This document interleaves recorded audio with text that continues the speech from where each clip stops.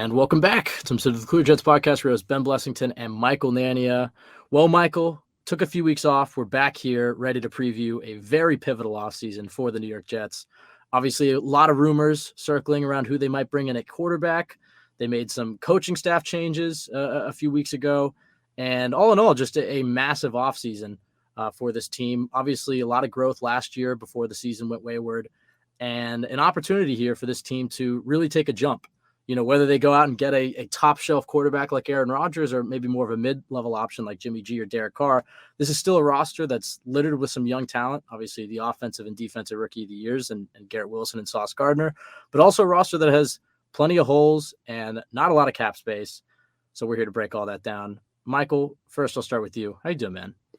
I'm doing good, and this offseason has been a different one for us as podcasters, as Jets fans, because usually at this point, it's February 19th as we record this, and we know the entire draft class front to back, the entire free agency class, and we're just ready to go in all these big offseason events. But this year, it's just been all about the quarterbacks. It's something that the Jets have not been involved in, the chase for a veteran quarterback, something they haven't been a part of really since, I guess when they got Brett Favre, and even that wasn't a chase at this part of the offseason. Well, Kirk Cousins, maybe.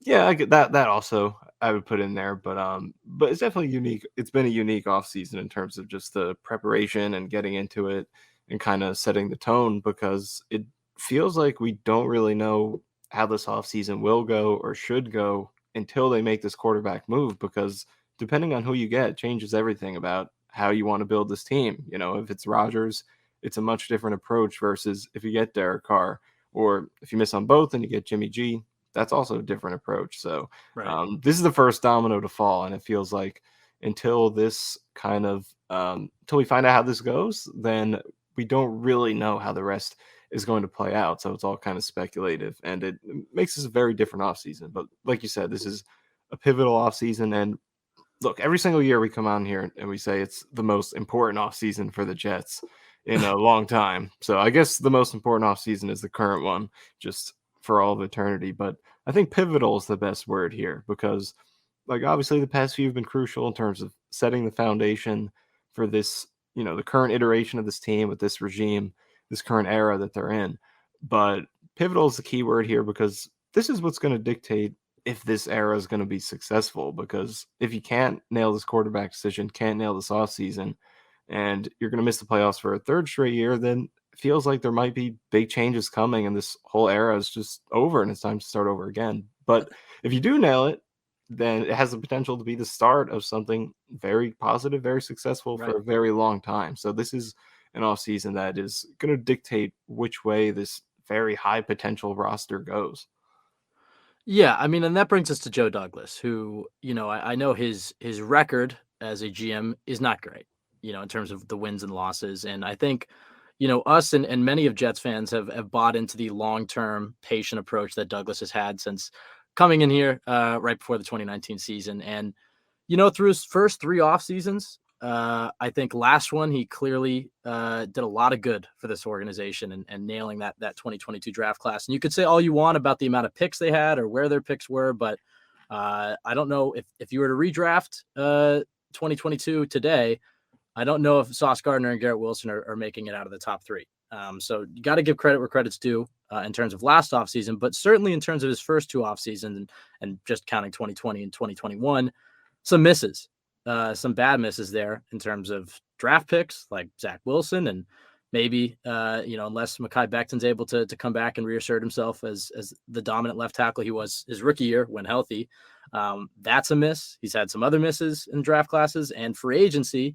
And because of that, they're in this precarious position of being right on the edge of a team that you think, you put in a quarterback and you can make a big jump just because the type of defense they had last year and some of the playmakers they have, but then also a team that, has some holes. This is not I don't think this is just a quarterback away. I think they can fix it all in this offseason. That's the first. I mean, we haven't been able to say that in a long time, but it's quarterback plus a lot of other holes, and they're going to have to make some changes. I guess I'll start with you, though. What's your level of faith in Joe Douglas as we enter his fourth offseason in charge of the New York Jets? I mean, I think this is a huge make or break year for him because, like you said, we have this faith in him because it feels like the process to this point has been good. I mean, the decisions he's made and the way he's gone about building the team, it feels like he's done it the right way.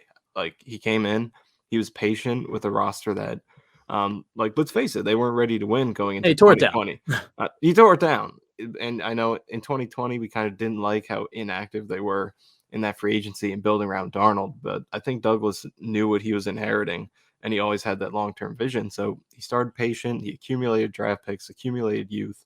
I think he's emphasized the right positions. He's tried to build through the trenches. The results haven't been there yet, but the effort has. On the defensive side, it's worked out. But obviously, offensively, the results have not been there for the O line, but the effort has been there.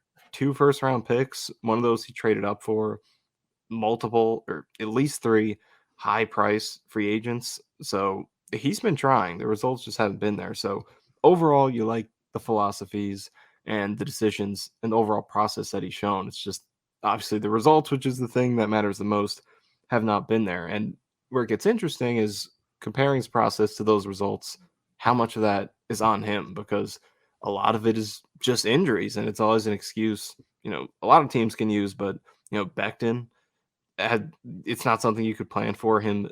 There were always concerns about how Yeah, you could. durable Yeah, he could be, considering the size, but you never expected he would miss 2 consecutive seasons out of his first 3 years. Then, George Fant's been injured, Laken Tomlinson down year. Could you have foreseen that? I don't know.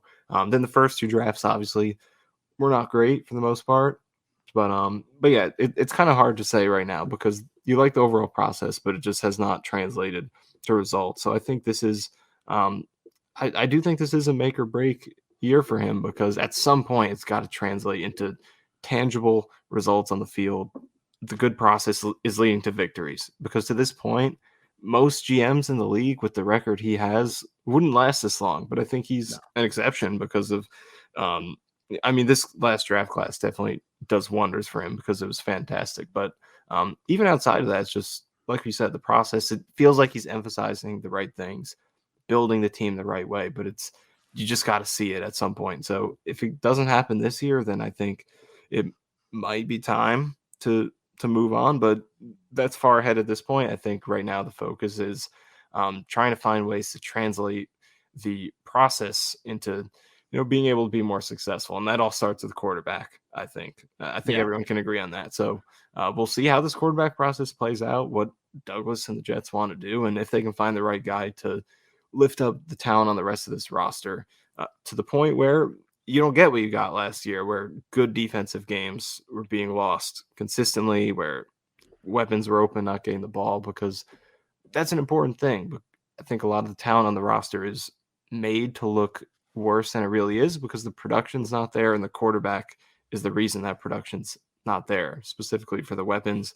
And then also the defense not leading the team to as many of those gritty wins as they could have gotten. So right.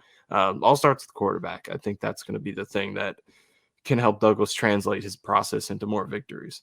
Yeah, and it's hard to grade Douglas because you almost have to grade him on a little bit of a curve, just when you recognize the roster that he inherited, and that was a roster that, for the holes that we might talk about in today's podcast, it just pales in comparison. You look at the talent Right. of the 2019 Jets, and even the guys that were big money contributors that you thought, were the your hope in 2019 in terms of like Le'Veon Bell and Tremaine Johnson doing absolutely nothing. So it was even worse than the roster that maybe he inherited. Obviously Darnold didn't develop, and Adam Gase.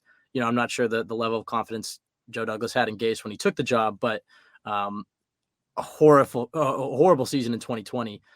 So it's hard to grade him from that perspective. And then, like you said, some of the injuries that he's had to deal with in terms of Becton and some of these free agent signings. But at the end of the day, like you said, I mean, look, he came in as a guy who was going to prioritize the offensive line and fix the Jets in the trenches. And like you said, defensive line, obviously he didn't draft Quentin Williams, but he did find John Franklin Myers. He found Bryce Huff. He paid Carl Lawson, who, again, they got unlucky with the Achilles, but he's still a good player. Brought in Sheldon Rankin. So he's done his job there. But offensively, yeah, the offensive line it's been invested in terms of first round picks.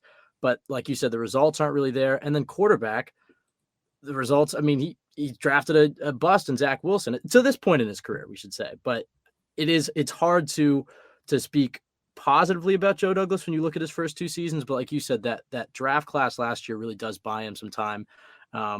That debate though about process over results is always fascinating, because you go back to him taking or Joe Douglas taking Kai Becton over Tristan Wirfs back in 2020, and I think that was a pick that some questioned for sure. Wirfs was seen as the safer prospect, but in the position Douglas was in, he took the swing on the generational tackle, and Mekhi Becton. And let's be honest, through his rookie season, we were all praising Joe Douglas in that selection of Mekhi Becton because of how dominant he looked. Like you said, injuries were something that you maybe could have predicted with Becton given his size, but certainly not to the level that it's derailed his career. And then with Zach Wilson, you go and look at it and say, should they have, I guess it's fair to say they should have taken Justin Fields. We were obviously, or I don't know how you necessarily felt about it, but I remember we were team Fields for a while there, and then it became apparent that the Jets were going to take Zach Wilson. But when you think about what drafting Justin Fields would have looked like, and keep in mind, this is a guy in Fields who hasn't really taken the league by storm with his arm. He's done it with his legs, but they would have had to change their entire offense. And Zach Wilson was the clear-cut guy for them to take. I mean, Right, yeah. I mean, from a the process standpoint, I think the majority of GMs and teams in the league would have taken him there. So despite the results, it's hard to say that picking him was the wrong move. And same with Mims in the second round in 2020. Right. I think obviously he traded back and then landed Mims, and that was a pick everybody celebrated. And you brought up Laken Tomlinson, the free agent signing this past year, who really was not good for the Jets this season. But that seems like a home run, slam dunk signing in Laken Tomlinson, a guy who had experience with the scheme, who had a lot of success, who played on a championship team, and it was a leader, and fell off this season. I mean, obviously the Jets are hoping that he can get back to form, but like you said, when you grade the process with Douglas, I feel like it's a lot of good. And then when you grade the results, it's not as good. But the growth that the Jets made this past year, on the backs of their 2022 rookies can't be ignored. So that's what's given me some optimism with Douglas. But like you said, it really all comes down to the quarterback. I guess last thing before we get into some of the guys that they should cut or resign or some of these other topics, I mean, I guess what are your biggest hopes and concerns for this offseason? Obviously, the quarterback. It would be great if the Jets could land themselves some stability at that position. But beyond quarterback, when you think about this offseason and what the Jets need to do to improve this team, what jumps out, and then what are you kind of concerned about? Well, I mean, we're going to get into plenty of quarterback talk, so I guess we'll skip that for now. But outside of quarterback, I think it starts with offensive line for me. But it just goes back to that process versus results discussion because, again, Joe Douglas has tried. It's not like a lot of just previous GMs like McCagnon, specifically McCagnon. Like he wasn't trying with the offensive line. So you could point to the general manager and say, okay, our offensive line is bad because this guy is literally not attempting to improve it. With Joe Douglas, you could say he's doing everything he can. It's just injuries have been huge, and then there's been disappointing performances, which how much do you blame that on the GM? How much is the coaching staff? How much is the player himself? Just allocating the blame between Douglas and other parties is very interesting throughout these past few years. But the effort's been there, but regardless, the results have not. And now the Jets go into this offseason still needing to make more significant investments in this offensive line, despite all the work that they've done. So how they fill out that offensive line, try to get this unit ready is to support whatever quarterback comes in is going to be the most crucial part of this offseason for me, without a doubt. Yeah, I mean, like you said, you can't really blame him too much for lack of trying, but there are some moves you can't criticize. And one of them that really sticks out, and maybe this is just because of Becton's injury, but Greg Van Roten and the fact that he was starting in 2021. I mean, I think some fans can point to that. And obviously 2021 was a year where the Jets had a lot of young guys playing, and maybe that was viewed as a year for development for Zach Wilson and the rest of them. But, you go out and leave a weak link on the offensive line like that, and he gets ragdolled into Becton, and Becton hasn't played since. And then you look at Connor McGovern, who I think has been average as center. So, I mean, I guess that's not a signing you can really criticize too much. I think Douglas deserves some credit for George Fant. Not that Fant has been a world beater, but when he was signed, that was a signing that was met to some criticism, and Fan had a rock star 2021 and then has been injured, you know, last year. But yeah, he's made some moves at offensive line, but I think going back and looking at them individually, you can question some of it. All right, I mean, I guess I think you're right. I think we get right into it. And I think the most pressing matter facing the Jets right now is their lack of cap space. They have all these moves they want to make, bringing in a quarterback and revamping the offensive line, and extending a guy like Quinnen Williams and bringing guys back. But right now the Jets are in the negative, so they got to clear some cap space. So there's some obvious um, contenders with that one, and I think most Jets fans are pretty well versed in them. But Michael, if you're Joe Douglas and you're trying to make room to bring in a veteran quarterback and build around him, who are some of these guys that you think you're letting go before free agency opens? Yeah, that's another thing that makes this offseason different compared to some of the previous ones, because usually we go into the offseason, Jets have these big cap space numbers, and we're just projecting how they Right. could fit all these different signings in. But this is completely different. First time in a while that the Jets have to do some maneuvering to make things work. So I think we're definitely going to see some big moves. And for me, this one might be slightly controversial. I think some others might agree. Maybe you disagree. You let me know. But I think it has to start with Carl Lawson. And it's not something that I'm proud to say, because I loved the signing at first. And then coming into this year with him returning off the injury, I was very excited to see him back. But the cap number for this year is said to be 15.7 million, and you could save the majority of that if you cut him. It's only uh, zero point 0.3 million dead money, 15.4 saved if you cut him. So he can't come back on that number with the season he had. He was not terrible by any means, but I think he was only about average, kind of just another guy. And you can't come back on that number. So you could try to restructure him. I think that's certainly a feasible option. But considering the lack of cap space, also the lack of other cut options that are really easy, because there are some other ones we'll talk about, but not a lot that are. None of them are to this extent in terms of how smoothly you can escape it and the savings that you get from it. So, considering that how much space that they need, and Lawson's just had an average season, and the biggest thing in this discussion, I think the pipeline that they have on the edge is what makes you feel comfortable about losing him. Bryce Huff should be back on a tender. You have your first round pick and Jermaine Johnson, who showed flashes, and you had Michael Clemens, who had a very good season in the fourth round. So they have that young pipeline to replace Lawson on the edge. I think they can survive losing him and potentially improve if those young guys could take the leap. So I personally would release him, but if they could, come to an agreement on a restructure that makes sense, that's fine. But I would lean towards releasing him. Do you agree with that? Yeah, I mean, I think it should be noted with Lawson that he re-aggravated that Achilles injury and had to Right. have another operation, I think in December of 2021. And so there's for a while, I mean, this is the report that came out. The Jets didn't even think they'd have Lawson at the beginning of the season. So he fights back and plays. And like you said, he makes an impact, but maybe not the otherworldly impact we thought he might make. But granted, coming off an Achilles surgery, two of them, and that quickly, it's not much of a surprise that he wasn't maybe the player that he was. And it's also possible that he can return to that player that they signed, or that the player that was so dominant in training camp of 2021, he might still be in there. But like you said, I don't think you can bring him back for that number. You can look to restructure him, like you said, but I think if you're going to restructure him, what are you getting him down to? What are you getting his Right. cap it down? Like maybe 10 million if for some reason he would take that. But I feel like if you cut him, there's a team out there that'll sign Carl Lawson to a $10 million contract. So maybe you can restructure him. But even then, even if you're squeezing out 5 million from that contract, that's still only giving you 5 million to work with. And like you said, with the pipeline of youth there, I think it makes a lot of sense. I'd love to see him restructured and stay.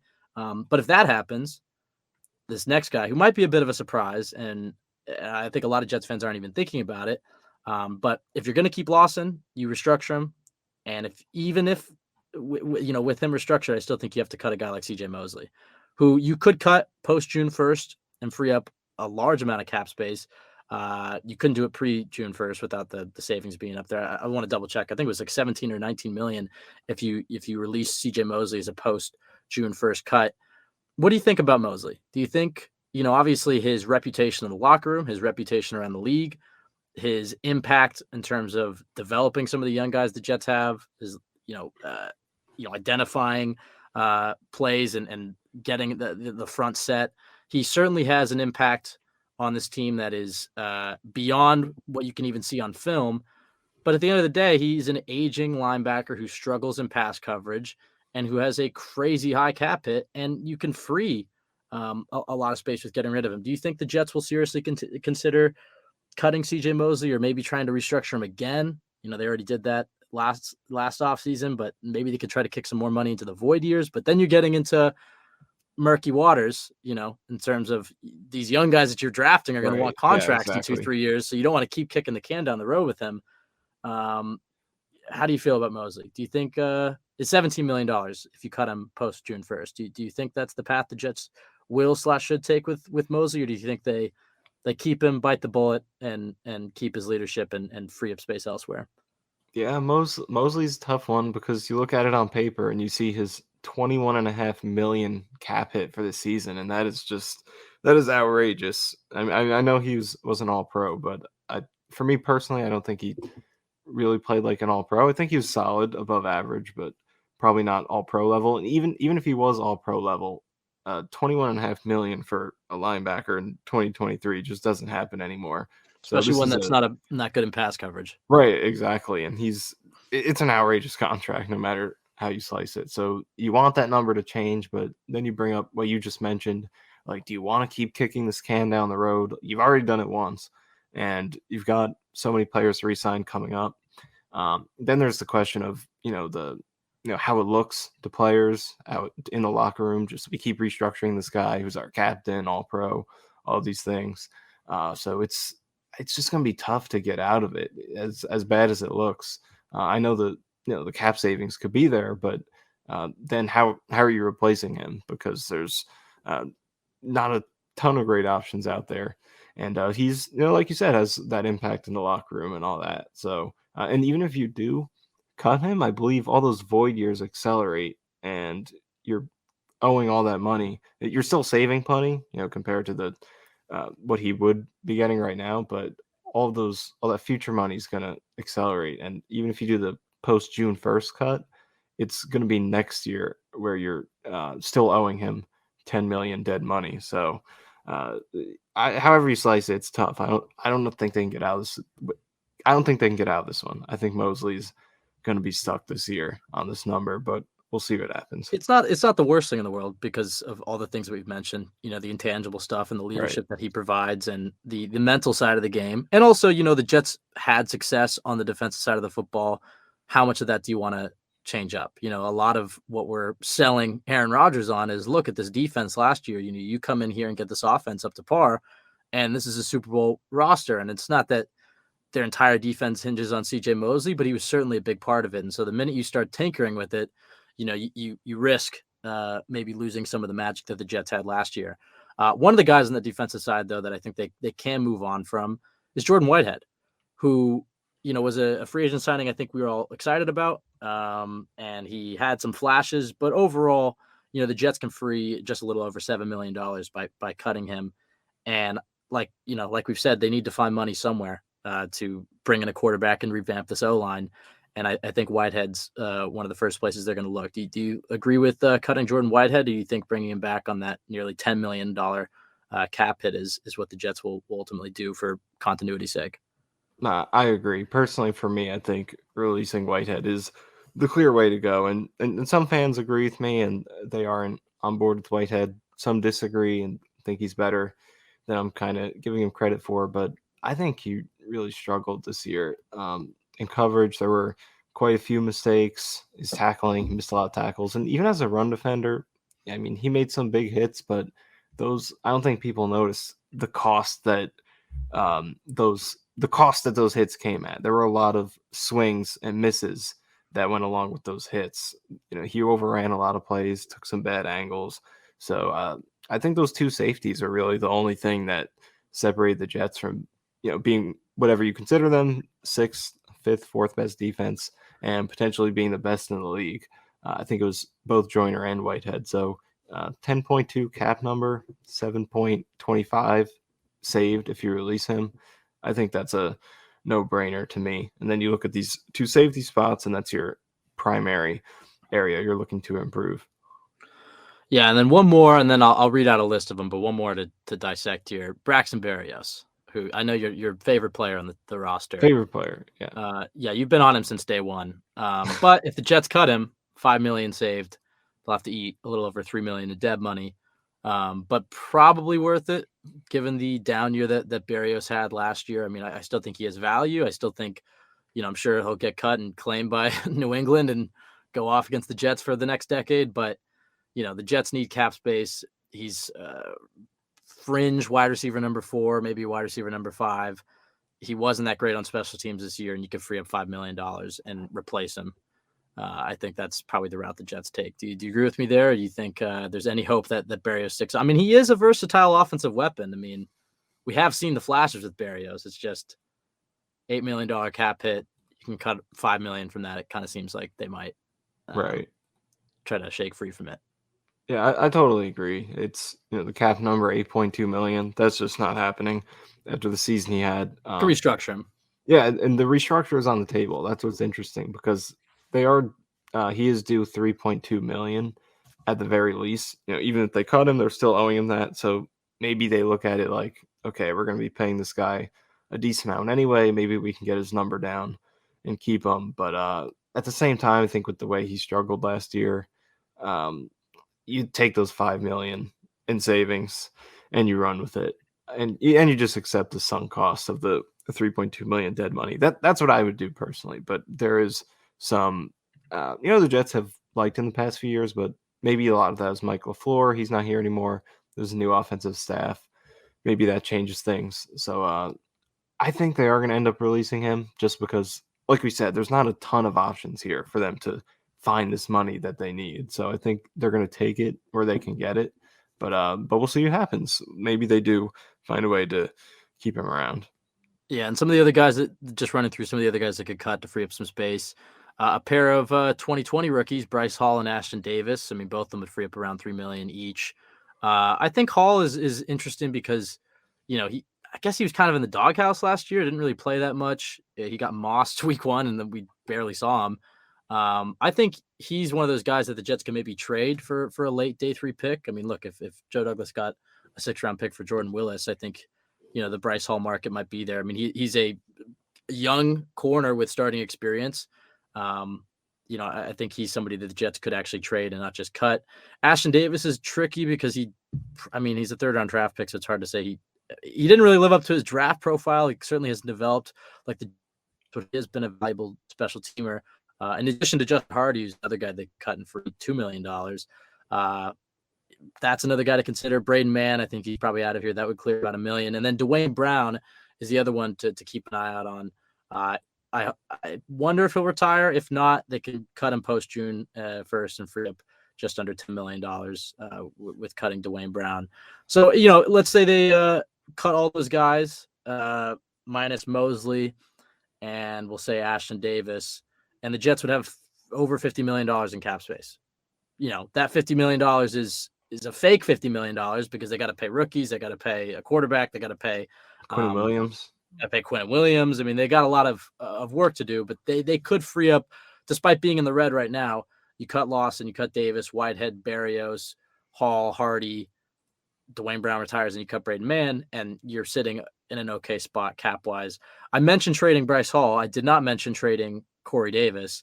I think it's more likely that Corey Davis gets traded than cut because at his salary, $10 million, there is a team out there that would trade a pick for that because you look at the wide receiver contracts around the league, they're outrageous. And Davis is a veteran, a great run blocker. He has scheme familiarity with, about a third of the offensive systems in the NFL. I think Davis is a guy that they could trade, or maybe not in an individual trade. Maybe he's a guy who's packaged in a deal to get an Aaron Rodgers. So I think Davis is another guy to keep an eye out for in terms of getting traded and not just cut. If the Jets can get anything back for Davis or Lawson or Berrios or somebody like that, they're going to definitely explore that avenue. But I think the most likely ones are Bryce Hall and Corey Davis. I guess Davis is a good one to bring up too. Yeah, because I know some people have talked about that. But he's similar to Lawson in that he is the very escapable contract. 10 and a half saved if you cut him, only 0.7 million dead money. So essentially all of it you can get out of. But like you said, I think the thing with Davis is that you look at that cap number, 11.2 million for this year, and that's good value for a player of his caliber at the wide receiver position, because you just look at the wide receiver market every single year, and there are plenty of players who are not as good as Corey Davis who get numbers in that range. I mean, you just look at 2022, Marquez Valdez Scantling, Russell Gage, DJ Chark, all three of those guys got about 10 million a year. And I wouldn't argue any of them are better than Davis. So No. it's a booming market with crazy numbers every single year. Davis is a value, and the injuries are concerning. But when he's been healthy, I think he's played up to his contract. As you said, run blocking, fantastic. He's a big body target, which the Jets don't have a lot of that they can rely on right now. I know they have Mims, but reliable bigger body targets, he's about it right now at wide receiver. So I think he's another good locker room guy.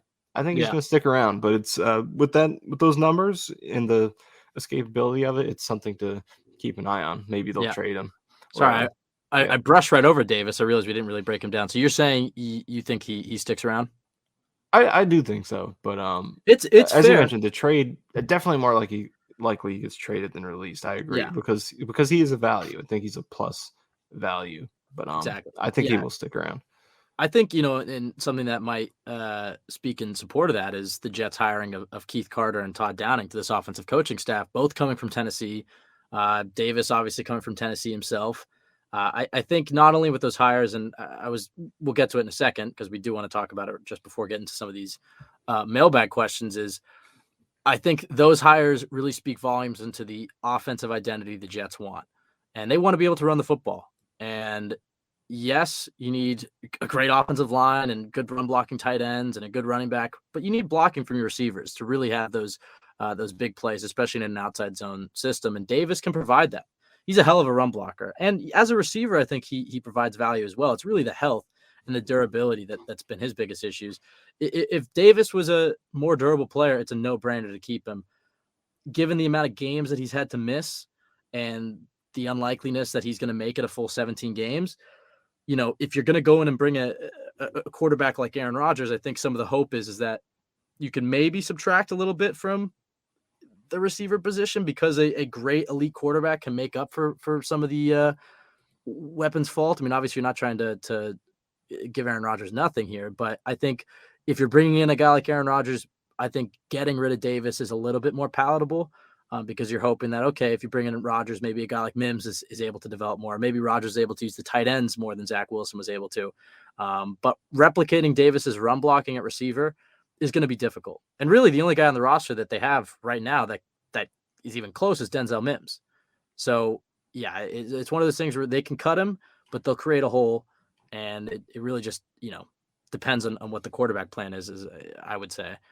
Let's talk about some of the guys they could re-sign. So they free up over 50 million with those moves. Just under that if you're gonna keep Davis. Who are some of the guys you're interested in re-signing? I think the first one to bring up is Bryce Huff, who, if you're gonna cut Carl Lawson, you got to make sure you bring back Huff. I think they probably place a second round tender on Huff. I got to go look at how much that's for. But I think Huff he's a restricted free agent, right? So they can place a tender on him. He's a no-brainer in my eyes. The other one that's going to be difficult. 4.3 million second round tender. Yeah, 4 point. I think that's a no-brainer right there. And hey, a team maybe a team would consider it, considering some of the numbers that he had. Probably not though. I think the one that's really interesting is Quincy Williams. Quincy Williams to me is young, athletic linebacker who has had starting success. I think he's the type of free agent signing that gets out into the open market, and then you have a lot of linebacker needy teams who are starved for that athleticism, and maybe somebody would throw a Quincy Williams $7 million, $8 million, something like that in a longer term deal because of his youth and because of some of the success he's had.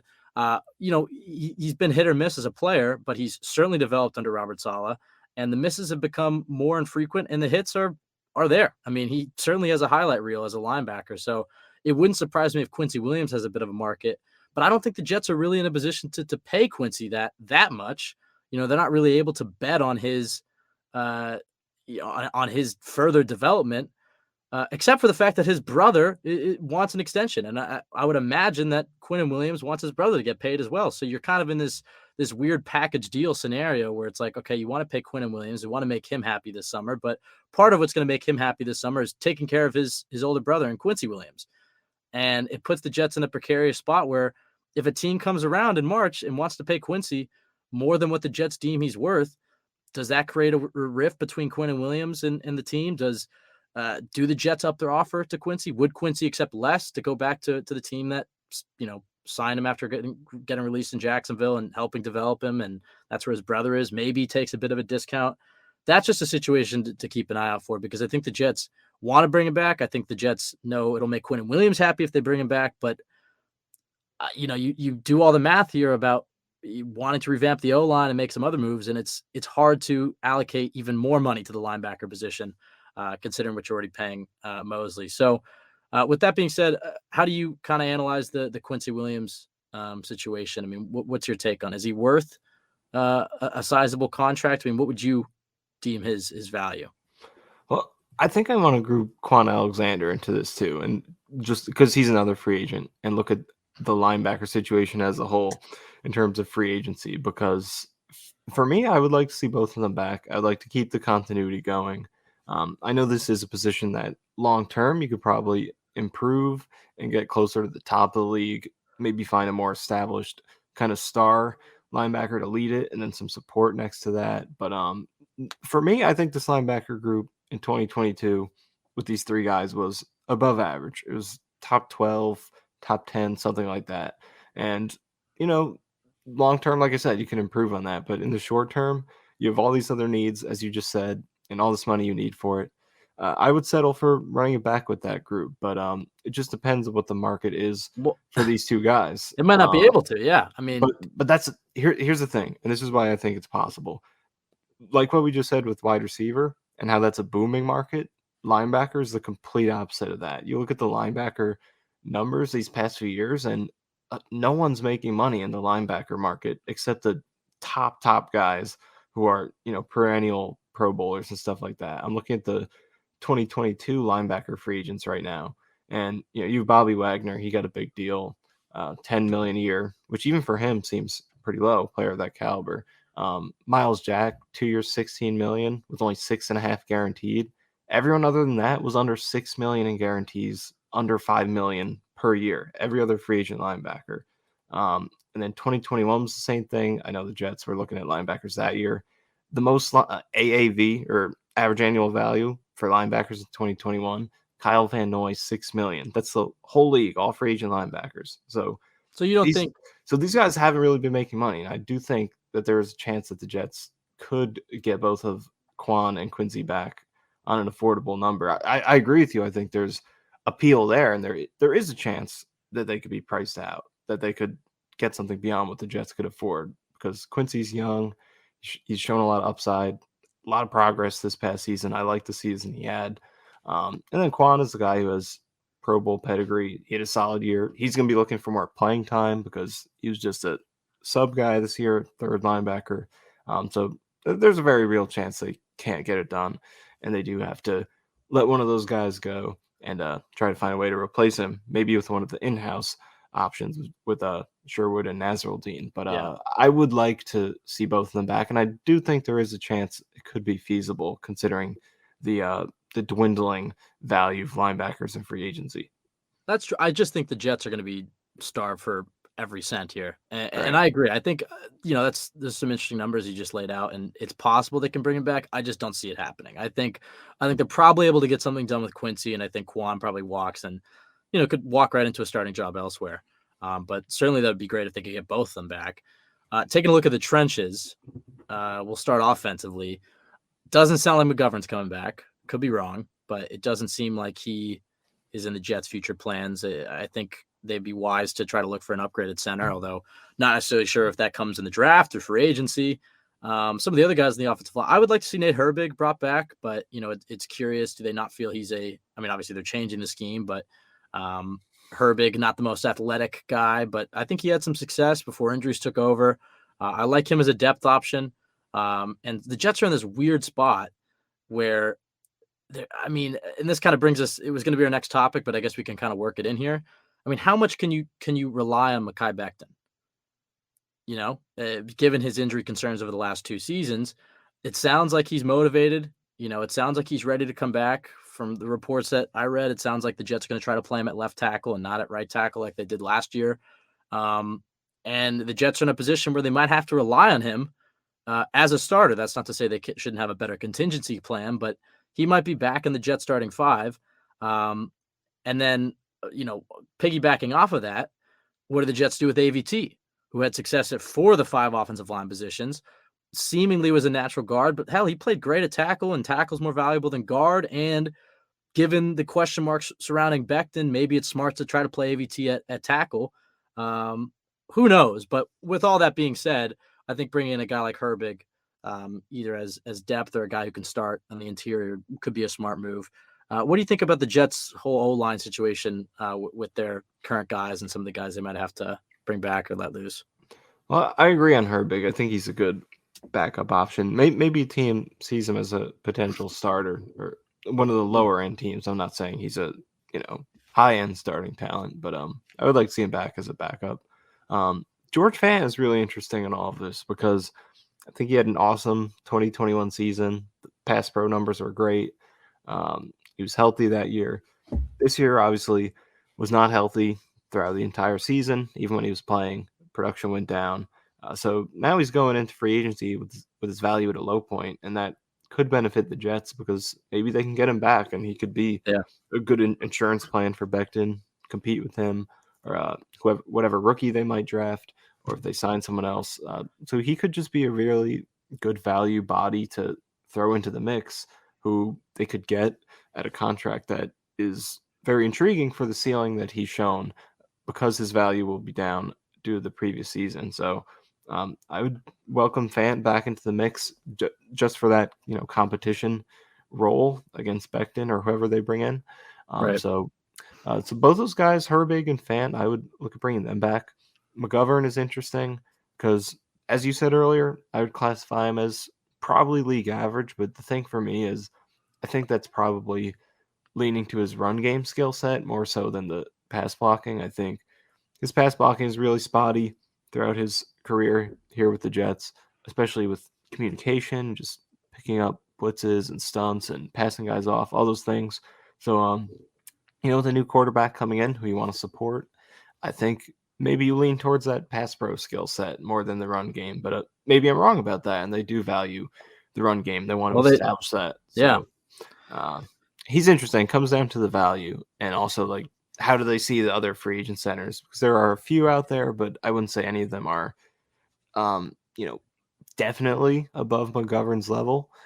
They might be similar. So it depends on how they evaluate the rest of the market, evaluate the draft, because I think you can improve a lot on McGovern, but you could also be a lot worse. So That's true. It depends on where he Spencer ends Long. up. Yeah, we saw it because as bad as I'm not gonna say as bad as McGovern is, as much as he may have struggled at times, it definitely was not as consistent as some of those previous centers we watched with the Jets. Wesley Johnson, Spencer Long, Jonathan Harrison, Ryan Khalil, he was out there. It was definitely he was never as bad as them on a consistent basis. So he is like a baseline starting center. So it depends on what the value is, I guess. Yeah, I definitely agree with you on Fant. Not just because he's friend of the pod, but I think the Jets are going to have to rely on Becton as a starter going into training camp. But they have to have a great contingency plan. So, I mean, maybe he's competing with somebody at left tackle, but I think in terms of quality that you're going to get for the price that you're going to spend in terms of free agents, I think Fant is probably your best bet. You're not really sure if the Jets going to have a first round pick, depending on what happens with Aaron Rodgers. So they might not even have a top pick to take a tackle.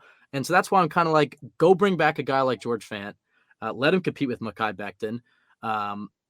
It's a question whether or not Fant would want to do that himself, not just the money, but he might want to walk into a place where he is a starter already, which maybe that opportunity exists. But hey, I don't think competing with Mekhi Becton and being Becton's backup is the worst case scenario for an offensive lineman, as we've seen with Becton's durability issues. I think AVT is a very interesting question mark as well. A lot of it depends on if they're able to take a tackle in the first round of the draft or early in the draft.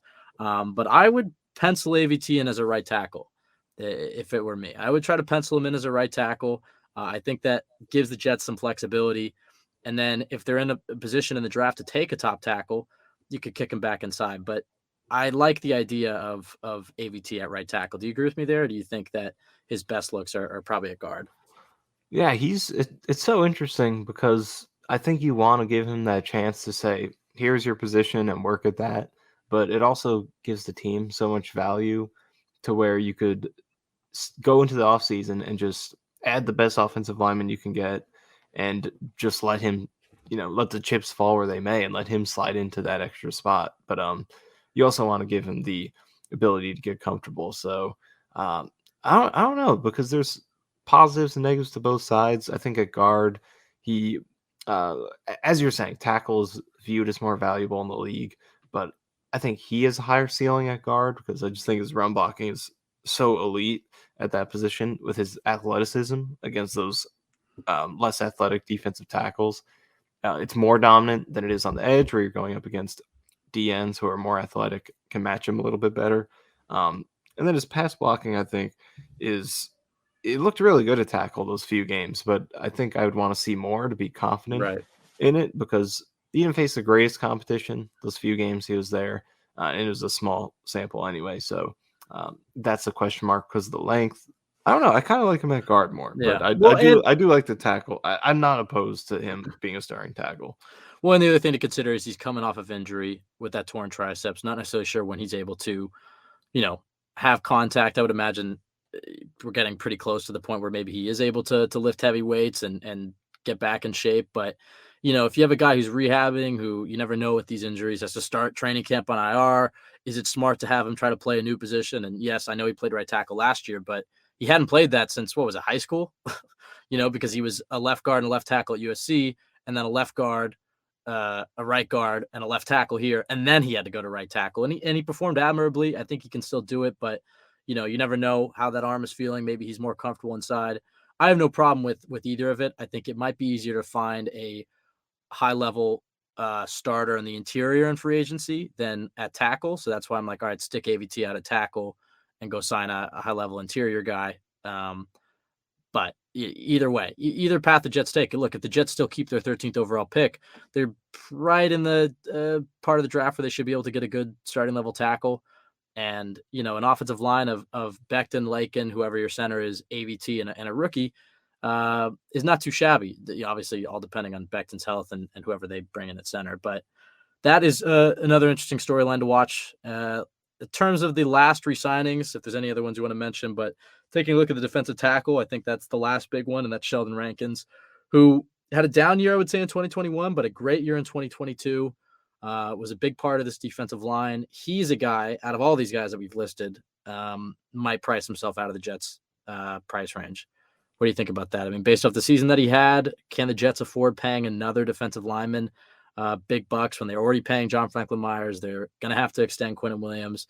They're going to put a tender on Bryce Huff and all these other picks that they've made. Can they afford to pay Rankins what he might be worth? Yeah, I agree with you. I think of all their free agents, Rankins might be the most coveted, I would say, potentially. Probably. Because he had a great season this year and in both phases, I think. His run defense, very sound and solid. And then as a pass rusher, did a good job as a part of stunts and was just a good athletic presence. So absolutely would love to have him back. And his value was very important to this defensive line success last year because that backup duo of defensive tackles, and both these guys are free agents too, and I would let them walk personally. But Shepard and Thomas, their run defense was a huge weakness for this defense. And if the Jets didn't have, because Quinn Williams was great, we all know that.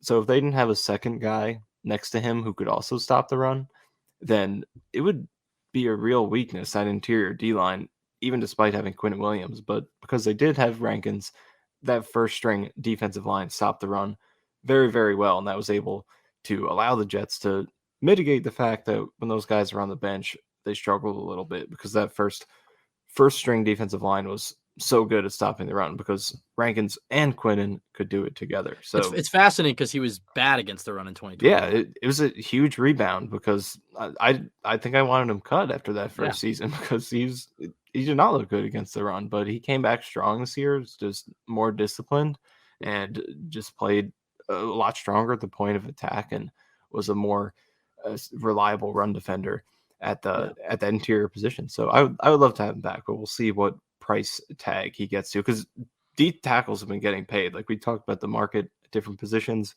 wide receiver booming, linebacker going down.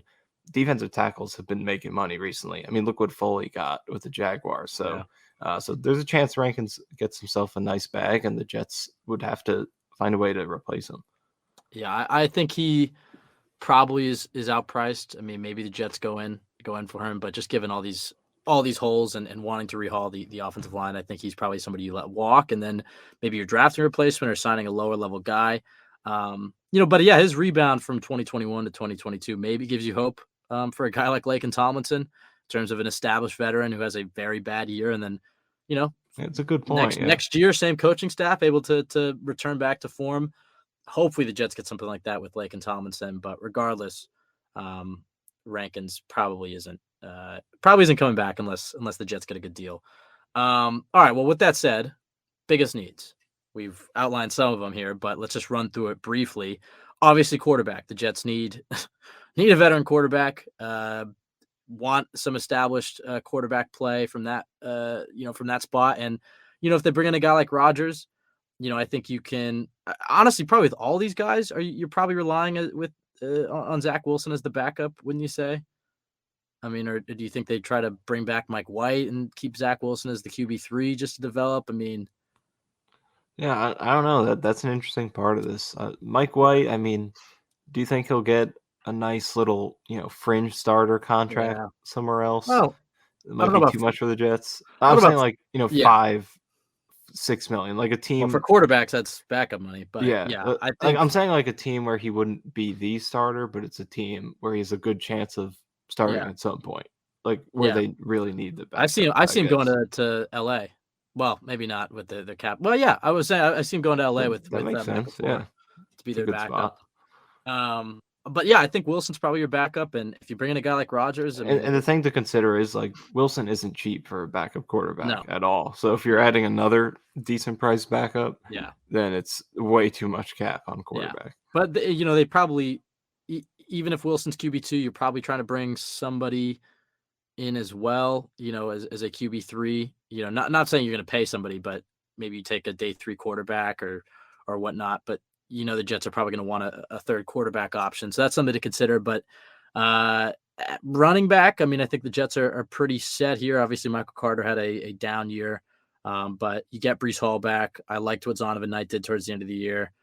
You have Michael Carter. You have Ty Johnson, who's helped out in special teams. Again, a position they could maybe draft somebody late, try to bring in some more speed. Where the needs get more interesting, though, is receiver, especially if you get rid of Corey Davis. You don't have that big body receiver. And it's not even just like big body possession receiver. You need somebody on the outside who can run block because maybe Elijah Moore is your number 2 receiver next year in terms of targets. But I don't think in 12 personnel, and we know the Jets are probably going to want to play a lot of it, considering, look at the offensive coaching staff, look at what they've been preaching about their philosophy. They want to be able to run the football.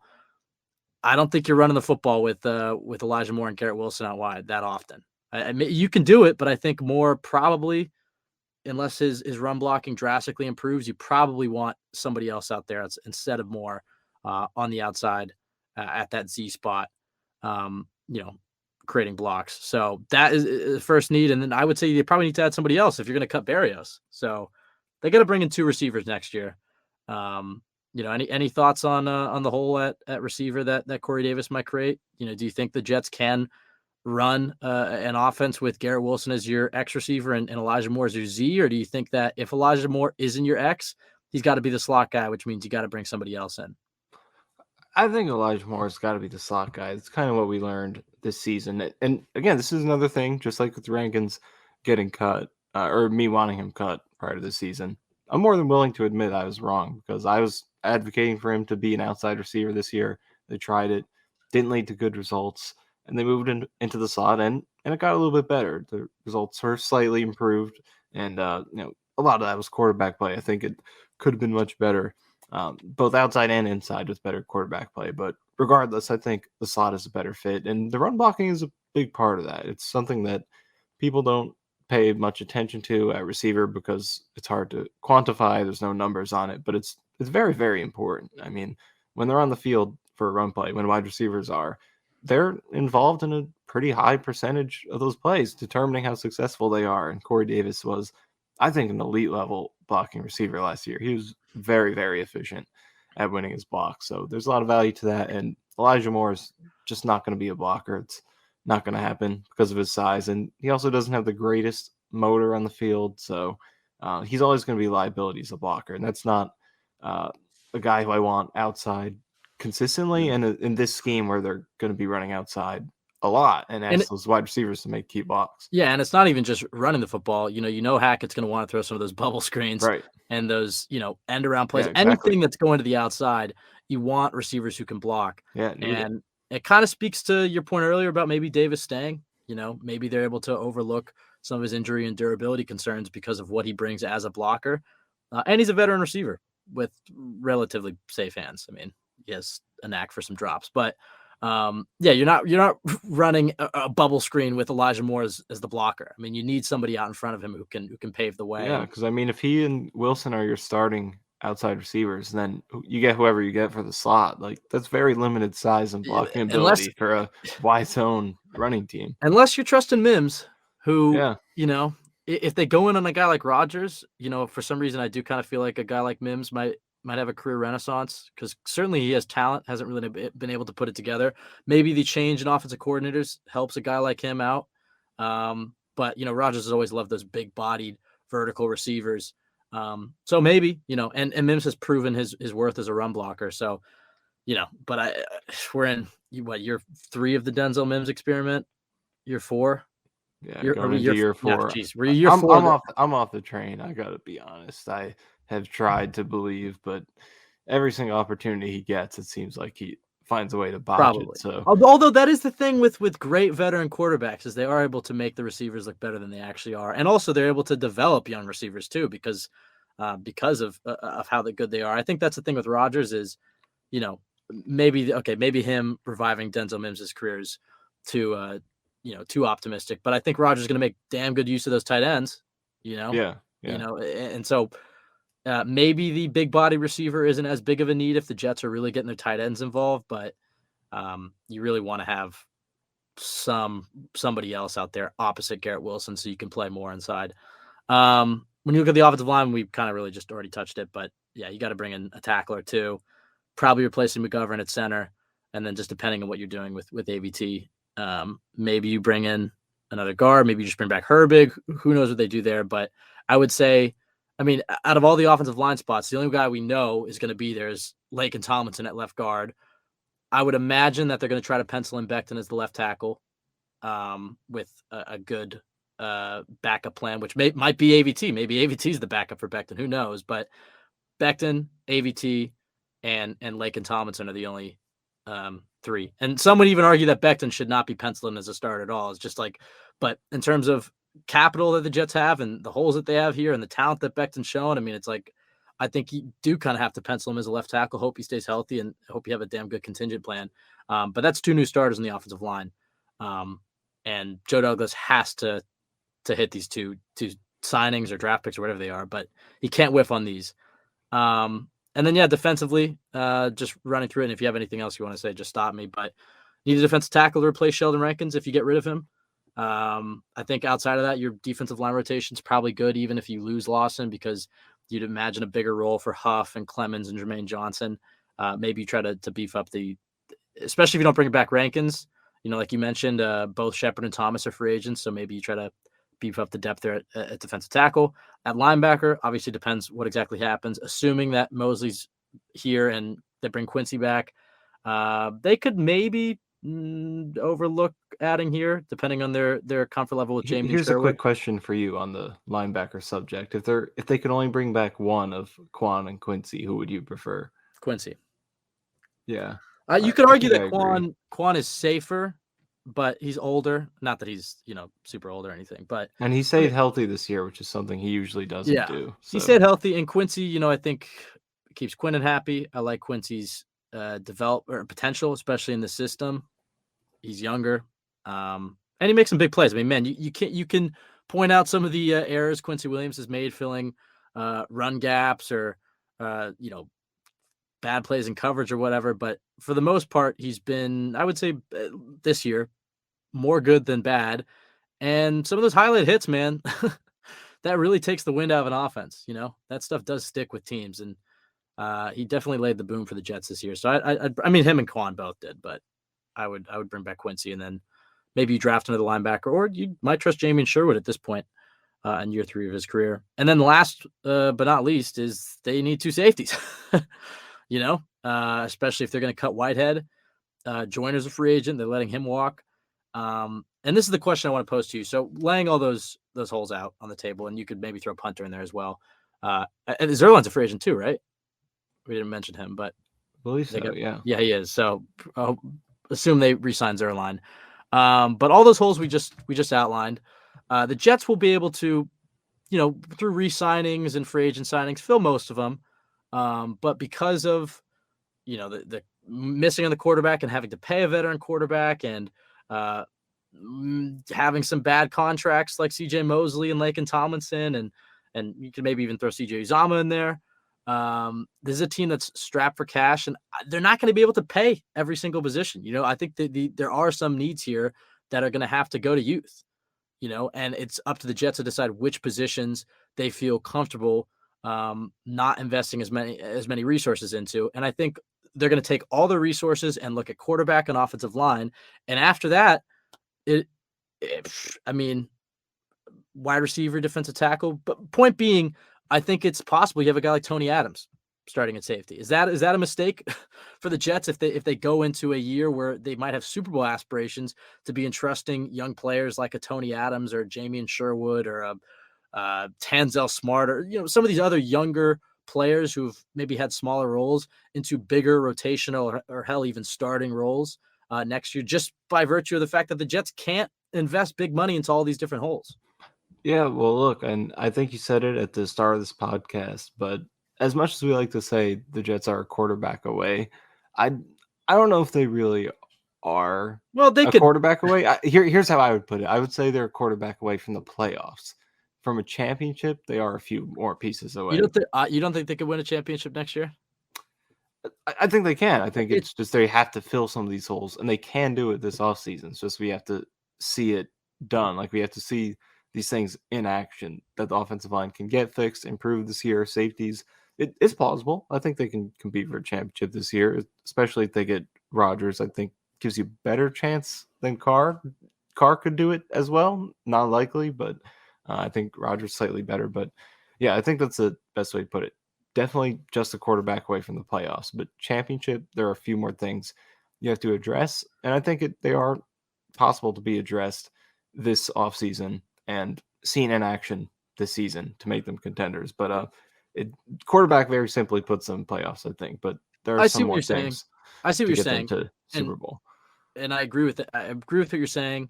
I think the thing is though is every team is going to have holes. You're going to have some Yeah, positions that are weaker than 100%. others. Of You can course. only invest in so many positions. The Jets are in a tough spot because they're going to be overextended at quarterback, and they're paying $20 million to a linebacker and $17 million to a guard who was not very good last year, and so they have some money tied up in some spots that you would hope not to. But on the same side, they're getting elite All-Pro performances from a corner on a rookie contract, a receiver on a rookie contract, a running back on a rookie contract, assuming all three of those maintain the level they were at last year. So I really don't think the Jets are that far away. If they get a guy like Rodgers, they really are in the Super Bowl conversation, and it really just comes down to the offensive line, in my opinion. Even if you trotting out Tony Adams and Will Parks at safety, I still feel like the talent on this roster is good enough to make a playoff run.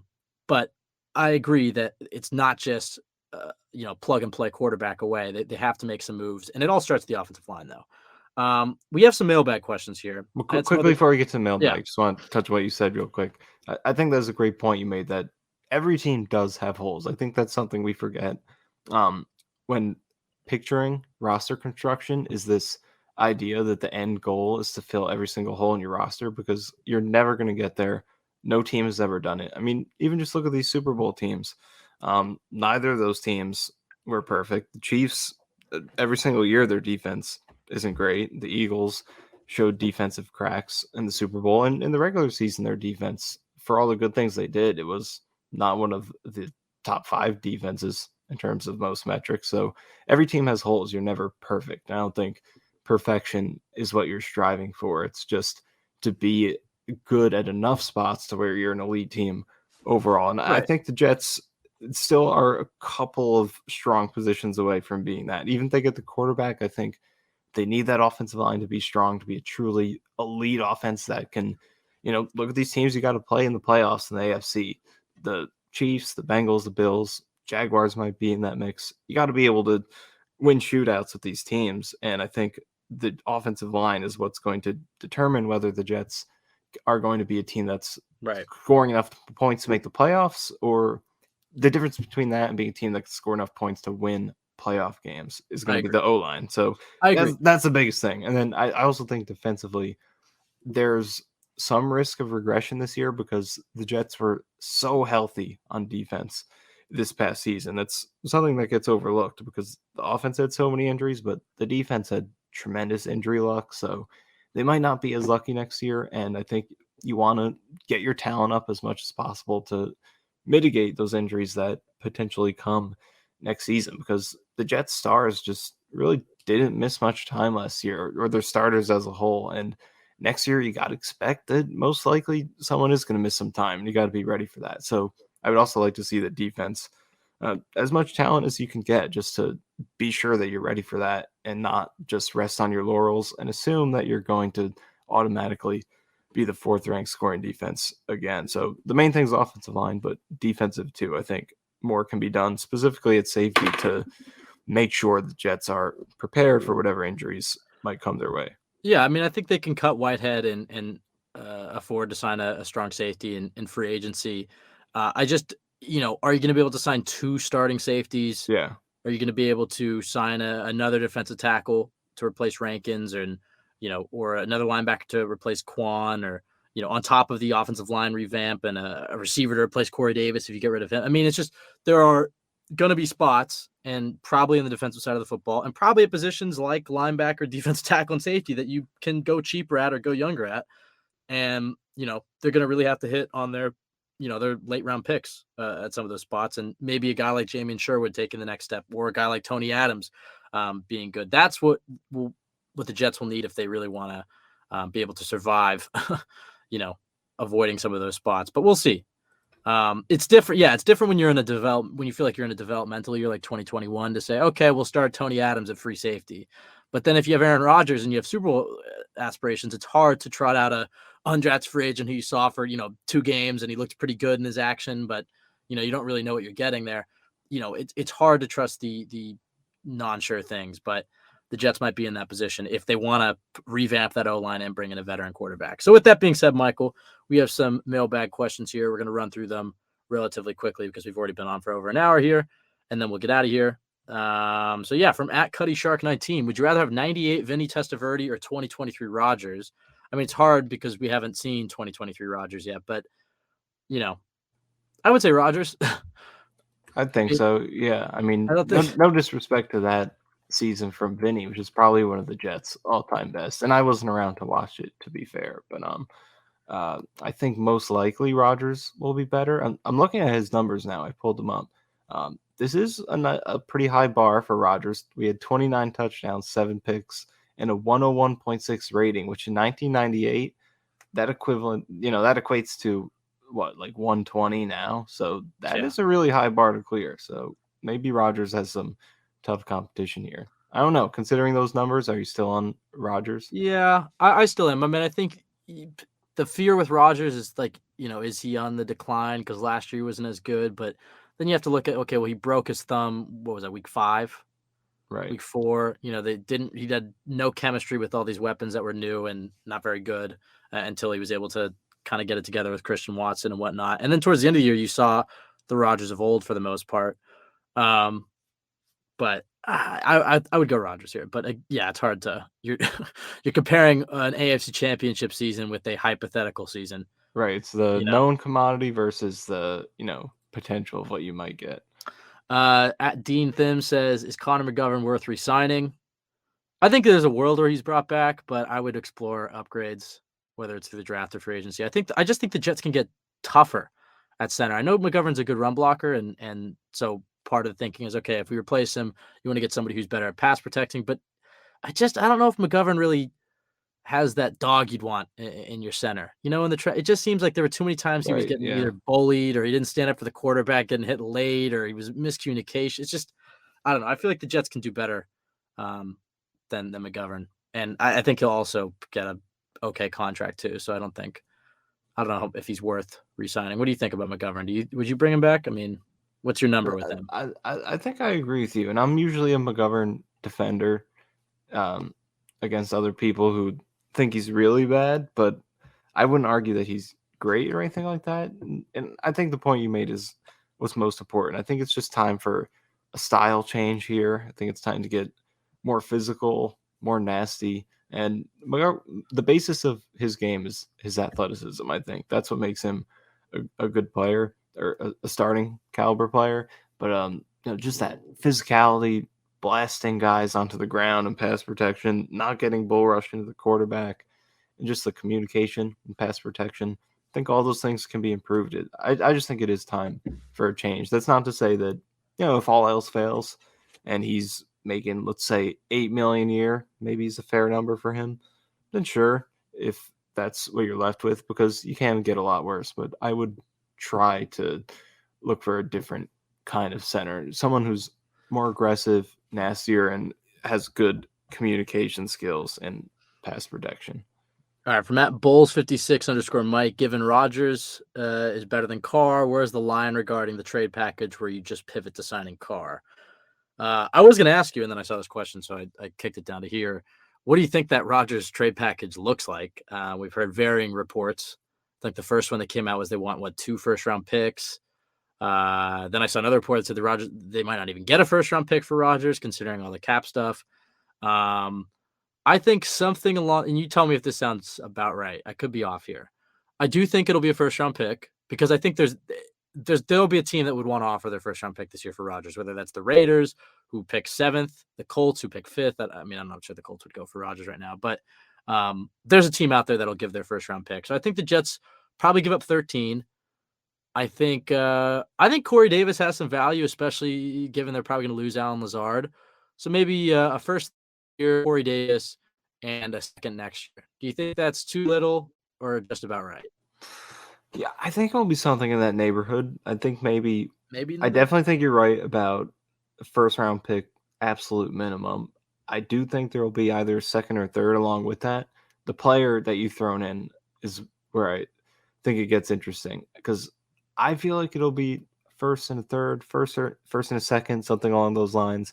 The player maybe gets thrown in that might be a little rich. I don't know. And then in terms of this question, where is the line drawn?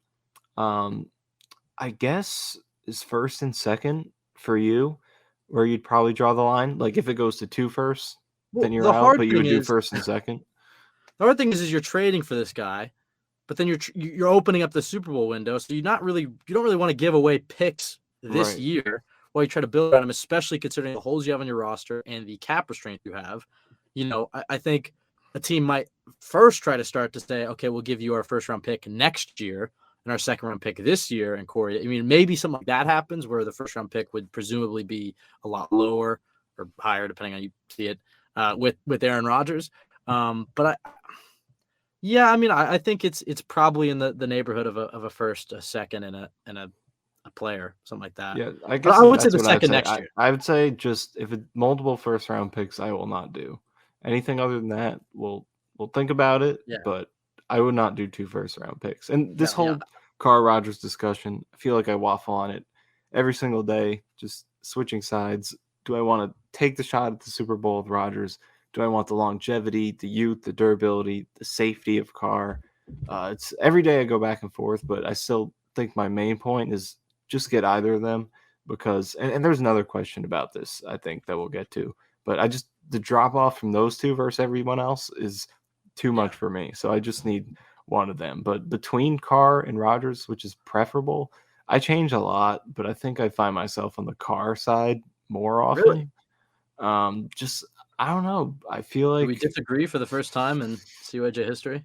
this, like I said, every day it changes, and you're probably gonna make a good point right now that'll change it for me again and put me on Team Rodgers. But I don't know.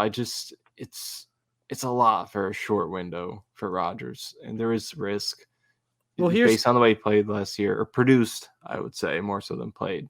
I don't know, but either one I here. would I mean, take. here's how I see it. One, I almost would have been more interested. I mean, I'm glad the first domino to fall in this was Carr getting released by the Raiders, which I'm glad because it buys the Jets some time. It wasn't one of those things where, okay, Carr's going to be traded. Or are you in or are you out, Aaron? I don't know. We're yet to be sure if he's emerged from his darkness retreat. But I think the one thing that was kind of attractive for trading for Carr was that you could get out of his contract after a year, which I'm not sure he's going to put in place Right. once he signs as a free agent this year. Because I was thinking, okay, you could trade for Carr, assuming it, considering they just cut him, probably at not that you probably give up a day 3 pick or something for Carr, and you have him for a year. If it's great, you keep him. If he's bad, you can cut him. If Zach Wilson really develops into something and he's Carr gets injured and Wilson's playing, whatever, you could still cut Carr. But as a free agent, when you're signing Carr, you're kind of locking yourself into 2 or 3 years at what? Okay, he was going to be owed $40 million. He gets cut. He's probably making what, $35 million this? I mean, he might take a slight pay cut, but he's going to take that knowing that he's going to get more guaranteed money because he's not going to have that out after 1 year. So in Rodgers, his cap hit this year is a little bit lower. So it just feels like, okay, you can go and trade for a guy who for sure puts you in Super Bowl contention, whereas Carr puts you in playoff contention in my eyes. You open up a Super Bowl window. He's cheaper than Carr this year. Long term, obviously, you're going to be paying Rodgers, but he's cheaper than Carr this year. You open up that Super Bowl window. I mean, I just feel like the time to strike only comes up every once in a while. And if the Jets go after Rodgers, they kind of replicate what Tampa Bay did with Brady a little bit in terms of a middling franchise, had some good young pieces or whatever. They go and bring in a Super Bowl caliber quarterback and they win a Super Bowl. And I would gladly trade, a few years of bad cap space or maybe not being as good after Rodgers leaves for one Super Bowl. And I just feel like, are you going to beat Burrow, Mahomes, Herbert, Trevor Lawrence, Josh Allen with Derek Carr? Maybe with a great defense and a great run game, you can win with Derek Carr. If the defense is to the level it was last year and the run game is cooking like it was with Breece Hall when he was healthy, Derek Carr is a good enough quarterback where they can, survive with him. They can win football games with him. But Rodgers opens up a completely different stratosphere for this team where they don't, obviously they're going to still try to run the football and they're going to play great defense, but they can win shootouts throwing the football. I think it just changes things. And so for me, that's why I'd go all in on Rodgers here. But yeah, there's a line, and that brings us to the next question, which was Quickly before we move on to It's that. the same thing. It's the same thing. Okay. But for Matt Dr. Locke's 19, what QB move makes the most sense? If Lamar is available, I think they should pursue him due to his age, but his injuries are scary. Trading for Rodgers would require giving up a ton for a 40-year-old QB, but Rodgers can win in New York. Won't win with Carr. Definitely don't want Tannehill. Yeah, I guess the one thing I didn't mention with Rodgers, though, is the fact that you do have to trade something for him. You're trading a first-round pick and other picks, and I get it. It's, accelerates the Jets' timeline, but I just think that having all these rookies here on rookie contracts that are performing the way they did last year, really the Jets have an opportunity to win something in the next year or two. And then, nobody's going to want to hear this and people are going to roll their eyes, but hell, maybe sitting behind his boyhood idol, for 2 years might be good for Zach Wilson. Maybe he finally gets a chance to develop on the bench. And, being on the practice field, Aaron Rodgers, being in the quarterback room, Aaron Rodgers, maybe, I'm not saying you would bank on this, but maybe by the time Rodgers is done, you're able to hand the reins off to Zach Wilson again. Who knows? But that's more likely to me than if you're bringing in Carr, Jimmy G. They shouldn't make any decision based off Zach Wilson's career, but it sounds like they still want to try to develop him, and Rodgers is their best bet. What were you going to say? Well, I was going to say that as I was saying before you started talking, that you were going to make some good points to convince me, And you did. I'm back on Team Rodgers now. All right, I'm going to convince you of Derek Carr. The water's You fine over here. I like it. Now, what do you think about Lamar? Do you think is that a pipe dream? I mean, I know they say this every offseason, but like I think John Harbaugh was like 200% certain that Lamar's their quarterback next year or something like that. And then, of course, those things get reversed all the time. But there have been some rumblings that Lamar might actually be available. I would imagine they're sniffing the trade market, seeing what they could get. But I think the package for Lamar would be pretty unheard of. Is what I It would would guess. be pretty outrageous, I think. It would be like 3 first-round picks. I mean, it would be an insane trade package, but maybe worth it for one of the most explosive quarterbacks in the league. You would open up that Super Bowl window and then some. You have a guy that you could build a franchise around, but you're not only paying a insane trade package, you're also giving him a insane contract, and then with his play style, there are questions. Are the next 5 years of Lamar Jackson going to look like the last 5? How many games is he going to be able to play? Can he survive deep in December, January? Who knows? But he's certainly exciting. So what do you think about Lamar? Where do you throw him into the mix here? I mean, for me, the biggest thing in regards to Lamar with the Jets is that now that they've built this coaching staff, I just don't think it's a fit anymore. I feel like if he was going to come in, it would have to be a staff that was a little more fit to him. But it seems like they're kind of sticking with the similar coaching tree they were already on, and I just don't know. It feels like if you're going to have Lamar, it has to be built around him, and I don't think that he would fit great. I will say, team. you tell me if I'm wrong here. I think Lamar is underrated as a passer, obviously. And I don't necessarily, obviously his athleticism and those designed runs that the Ravens were running with Greg Roman is a big part of his game. But I'm not necessarily sure it's guaranteed that you couldn't plug Lamar into a West Coast style of offense. Obviously you want to make some adjustments to it. And obviously he's still going to have the freedom to scramble. I'm not certain that Lamar couldn't thrive with a bit of an adjustment in the way that he plays or the system that he plays for. Yeah, well, I mean, that's a big thing we're going to find out going forward, I guess, depending which team he goes to. Because you have two sides of it in the Lamar debate. I think you have people who make the point, like you just mentioned, where they think the Ravens are holding him back and that he could be unleashed more as a passer if he goes to a more traditional offense.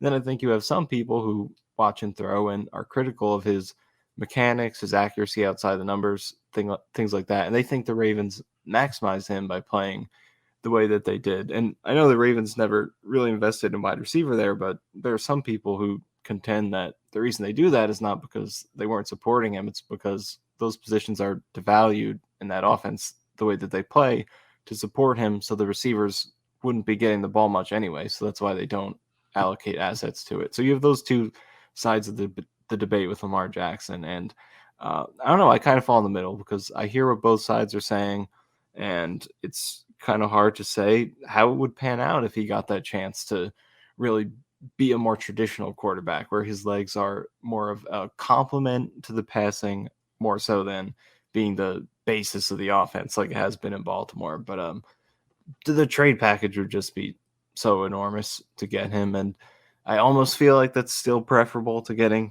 Jimmy Garoppolo or Ryan Tannehill or any of those guys. But I don't know, just the injuries have already started to add up the past couple of years. His effectiveness has already started to go down.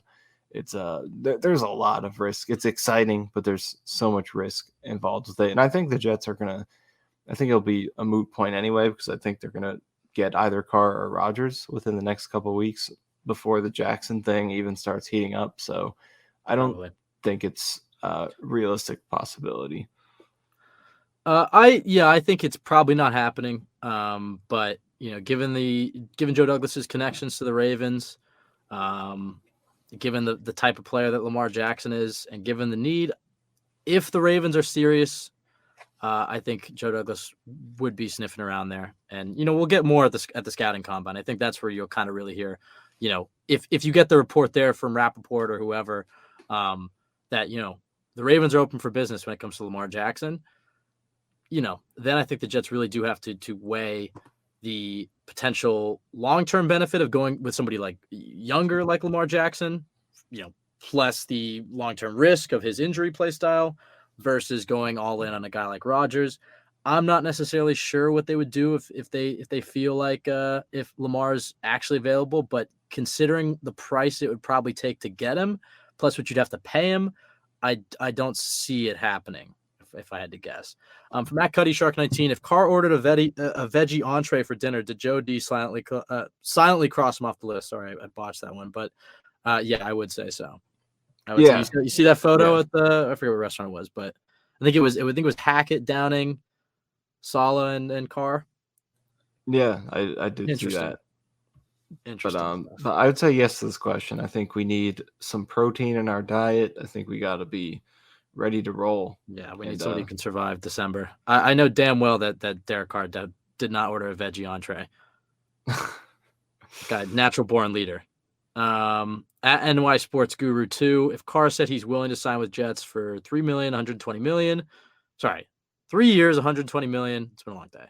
But it has to be done ASAP. No waiting on A-Rod. Do we do it, or would you be willing to risk missing out on Carr to wait for the possibility of Rodgers? Then he also puts probability game, and then he says percent chance we get Carr, Rodgers, and someone else. I think he wants us to fill that in with the other quarterbacks. And your first question, Carr says, I'll sign 3 years, $120 million right now. Can't wait for Rodgers. Yes or no? I'd say no. Because 3 years, $120 million, what is that, 40? Yeah, 40 years. I guess it depends on the guarantees, though. That's the big thing. Like, fully guaranteed $120 million? Probably not, but the structure is huge. And you mentioned it earlier with trading for him. Part of the appeal of that was a nice contract he was on for the team because it was very escapable after the first year. Now you assume he's probably going to get a deal with some nice guarantees that at least locks him in for a couple of years. Yeah, at least 2 or 3 years. So yeah, that's what makes this interesting too, because as much as you like Carr, it's like, do you want to be, committed to Carr for the next 3 to 4 years? Do you want to be another Kirk Cousins team? No. He was more appealing because of the backdoor, but now without it, I still like him. I still think if the Jets bring him in, I'll be all aboard and, beef up the rest of this team. You can make a playoff run. Who knows what will happen? But, am I going to pay Derek Carr $40 million and not have that escape hatch? I don't see it. I think Rodgers is going to be available, and I think that's the route they'll take. You got me going back to the Rodgers side. I don't know. It's all about Super Bowl and winning Super Bowl.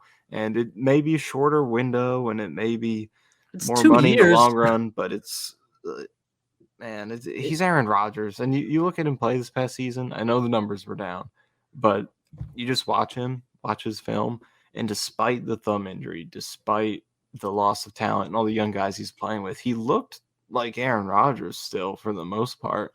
Like, you look at that Miami game we were all watching on Christmas Day, and he had some crazy dimes in that game, throwing them to guys like Mercedes Lewis. The Miami game to keep the Jets' playoff hopes alive? The last Jets win of the season, essentially. I treated it like a Jets game. I was cheering. No, he's still an elite. Yeah. I mean, he's Patrick Mahomes before Patrick Mahomes, and people forget that. And maybe he's declined. He got Hackett here. He won 2 MVPs under him. Just listen to me right now. I said I was Team Carr at the start. Now I'm making all the pro Rodgers opinions. At the very least, he will be good enough to take pressure off the run game in Breece Hall. At the very least, he's a veteran quarterback who can make the throws on third down, who can keep you in some games, and like I said, take pressure off of Breece Hall. Defenses won't be able to stack the box. They're going to have to respect Garrett Wilson. They're going to have to respect these weapons, and that opens up the run game for the Jets. And I think you go in on a guy like Aaron Rodgers, and you still need to run the ball. And the Jets are a dangerous team. I really do believe that, and I think that Rodgers makes a lot of sense for the Jets. It really comes down to. I think Vegas and the Jets are the only two places really that make sense, assuming that the Packers aren't going to trade him within the NFC. If he wants to win a Super Bowl, if winning a Super Bowl is the top of his agenda and his to-do list, the Jets make the most sense. Yes, because they're more ready to win than the Raiders. If he goes to the Raiders, he's basically, first of all, he's going to have to spend his last 2 seasons under Josh McDaniels and that Patriots coaching staff. Maybe he's about it. Maybe he respects what he did with Brady. He gets Devontae Adams. Okay, that's great. But that defense still isn't up to par. to where the Jets are at. You're in a division with Patrick Mahomes and Justin Herbert and Sean Payton and Russell Wilson. I just don't, if Aaron Rodgers wants to go play golf and make money and enjoy living in Vegas, it would make sense to me. But if his number one goal is to win a Super Bowl, the Jets make the most sense. And also in terms of his legacy, if he goes to New York, look, if he goes to New York and wins playoff games, the fans are going to remember him well here. If he goes to New York and wins a Super Bowl, he's an absolute legend. And in terms of his GOAT conversation, which he's not really in, I would say, there was a time younger in his career where I think people thought he might get to that level just because of the pure skill level of the player.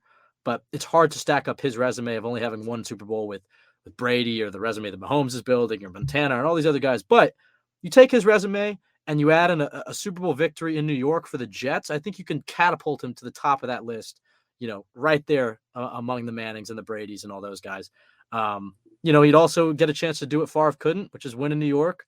And like you said, he gets, to play for one of his favorite coaches in Nathaniel Hackett. I'm sure it sounds like he got a firsthand taste at the New York Jets last year and faced that defense. And, he's battled Robert Saleh in the playoffs plenty of times. It just makes a lot of sense. They got Garrett Wilson for him. It makes too much sense for it not to happen in my eyes. I really do think. And I'm glad you brought up the legacy part of it, because this is an interesting piece of the discussion, because at the beginning of this, like a month ago, that was a big pro Carr reason for me. I was thinking, he's going to be a lot more motivated. He's going to be hungry to have a chance to finally play with a more complete team and prove what he's got. Whereas Rodgers, it's like, is he just playing for the paycheck? Why is he still playing? What's his motivation? I felt like that leaned towards Carr, but there are a lot of reasons that Rodgers could come into the season very hungry. I mean, we know from listening to him talk to the media, to Pat McAfee every week, he knows everything that's going on. He hears everything out there. So he knows the Maybe talk. too much. Probably too much. But, we'll see what happens in the darkness. Maybe he cleanses his mind a little bit and doesn't listen to the noise as much. But regardless, the bottom line is that he is a guy who does listen to the criticism. And like all the points you just mentioned, those are things that I do think would appeal to him. Maybe he does just come back for the guaranteed money. That's possible, but I also think it's very possible he covets those things that you just mentioned, the chance to win that elusive second Super Bowl, to shut up all those people who said that he can't win another one, that he's not one of the all-time greats, to do what Brett Favre couldn't. He also just saw Pat Mahomes win his second Super Bowl very quickly. So to match that, and just, I think it's the best chance for him to do it. It's right, not yeah. even I all the think he's legacy a very stuff. legacy-centered guy. I think he cares about those types of things. And the Jets give him a chance to build on that and address all the criticism he gets. Yeah. I mean, yeah, it's not even it's the frosting on the cake that he could go do it in New York and be an absolute legend and all that stuff. But just in terms of looking at the rosters of the teams that are going to be willing to trade for him, it's the best chance for him because he gets a great defense.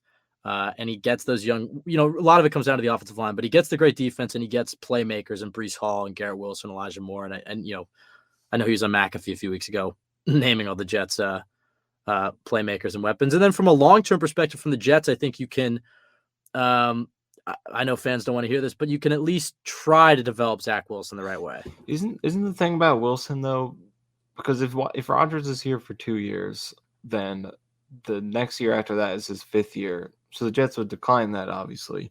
So would they decline that? I think to re-sign him, if they're happy with his development? Yeah. I mean, I think you're assuming that at some point you'll probably see him in action and have a better stance on where he's at. Rodgers will probably go down, or you'll see him in preseason or see him in practice. And then, you try to bring him back. But that's way down the road. It's just, Zach Wilson can't be the driving factor in what the Jets do at quarterback. But I do think one of the appealing things about Rodgers is you bring in somebody that might be able to save your young. Maybe it's too late for him, but might be able to save your, at one time franchise quarterback. Because I really do believe if he got the chance to sit behind Aaron Rodgers for a season or two, and you saw him, he would look like a different quarterback. Would he ever live up to the expectations we had of him or what we thought he could be? Maybe not. Maybe he's too overwhelmed by the NFL. But I do think there's a chance that he could settle in and really let the talent speak for itself. But who knows? What it all comes down to is who gives the Jets the best chance to win, and I still think that's Aaron Rodgers. So, all right. With that being said, there's one more question, Michael, from @JetFans12. What Jets will be in the NFL Top 100, and where will they be placed? I don't care too much for the NFL Top 100, but I would say Mosley makes the list. Let's name who's going to make it, and we can try to predict who's going to make it. I would say Mosley makes the list. Sauce makes the list. Garrett Wilson makes the list. And I think AVT makes it. And Barrios. Maybe Reed? I don't think AVT makes it. Do you think so? Maybe not. I feel like people around the NFL took note of the fact that he was playing It's only 7 4 games, different though. positions, but yeah. I don't think he's going to be on it. I don't think Reed will be either. I think Reed will be on it. I just think it'll be Mosley, Sauce, Wilson, and Quinnen. Maybe Zerline also. Where do you put him? Oh, Zerline? No. Probably 12th. No, the other. Okay. Like Sauce. Wilson probably 80s. 80s, yeah. I think. Yeah. Mosley probably similar. And I feel like Mosley's gonna be really high. He'll be higher. He'll be because he just has that maybe 50s. Yeah. Quinnen 30s. Sauce will be top 20. I think really. Is that too ambitious? Maybe top 30 for Sauce? I think Sauce. Yeah, I mean, I think Sauce will be in the 20s, and I think Quinnen. He was the first team All-Pro. Yeah, that's true. I'll go top 20 for Sauce. He'll be like 18th or 19th. Oh, you know what? We didn't. The Jets Twitter didn't come through. We didn't win Pepsi Rookie of the Year. See that? I was off Twitter for a few weeks, and all of a sudden I saw, wait, Hutchinson won it. Guess we just had fatigue. We had the split vote, I guess. We put in a lot of effort. Yeah. I personally didn't vote, so you could blame me. Yeah. It's all your fault. I mean, they did win the important ones, the official offensive and defensive Rookie of the Years. All right, Michael. I guess that was a nice little offseason primer. I know we've talked about podcasts we have planned in the past. We still haven't planned. Got to lay out the quarterback options with some of these guests that we have booked. Have some other pods planned, but we should be back from here on out, week in and week out on Mondays. But thank you for sticking with us. Apologies for the few weeks off. You can follow us at TYJ Pod on Twitter, Michael_Nania, myself, Ben W. Blessington. Go to jetsxfactor.com for the best place to go for Jets content. Subscribe to the Jets X Factor YouTube if you're able to. Please rate, review, subscribe on iTunes. I think that's it. Michael Nania, last thoughts. Last thoughts. I mean, can't really discuss uniforms in this section anymore because there's nothing to react to. Maybe they bring back the throwbacks. I will say I like the Super Bowl uniform matchup. And I'm glad it was the green versus white instead of Chiefs red versus Eagles white. I think that was excellent. So I like the Super Bowl uniforms. This is the riveting audio. What did you think of the game itself? Like to hear. I had a weird feeling about the Super Bowl. You let me know if you agree. It didn't. I don't know how to describe it. It kind of didn't feel as big as the Super Bowl usually does. Am I alone in that, or did you kind of feel something similar?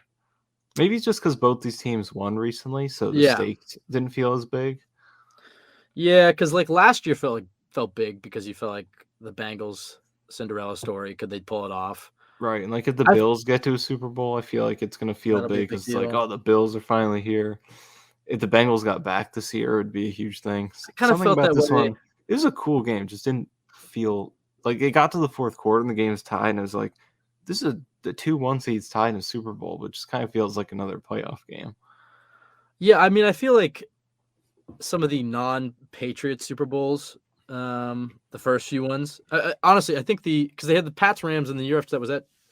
Was that Chiefs Bucks the year right after? Chiefs Niners. Chiefs Niners. I mean, I remember Chiefs Niners to me did not feel, and Chiefs Bucks honestly didn't feel like big Super Bowls because I think every Super Bowl for most of the last decade to me was like just please anybody but the Pats. Right, like the Pats were such good heels. It's like they added stakes all the Super Bowls because you didn't want to see them win. It just felt so big.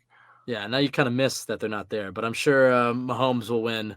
Or I'm sure Mahomes will be in a few more Super Bowls. Even so, though, they're just not as villainous as the Patriots. Travis Kelce's getting on my nerves with the everybody doubted the Chiefs takes. But they'll never get to that Patriots point unless they start cheating and having a bunch of scandals. No, they probably won't ever get there. Although I do think Aaron Rodgers in New York, a lot of people would probably cheer against. That's true. I mean, we don't have to describe how big a Jets Super Bowl would feel. Oh I my think the god. whole country would love that. Any team like the Jets, Lions, Yeah. Browns gets in, I think it would have a lot of hype. Oh my god. You got me thinking about that. February 19th. Got a whole offseason to Jets do now. Lions Super Bowl. That would be fun this year. I don't see. Aaron Rodgers against the Lions I'd too. rather have the Jets against more like of an established team or somebody that Yeah, I want everybody cheering for the Jets. Like Jets Cowboys. That's perfect because everybody's going to be cheering against the Cowboys for the most part. that's true. Everybody's on the Jets side. Still an established brand. I don't know. I've thought about this a lot. Apparently. All right. Thank you everybody for listening. We'll be back next Monday. Few pods on deck. Be on the lookout for them. Everybody have a great week. Go Jets.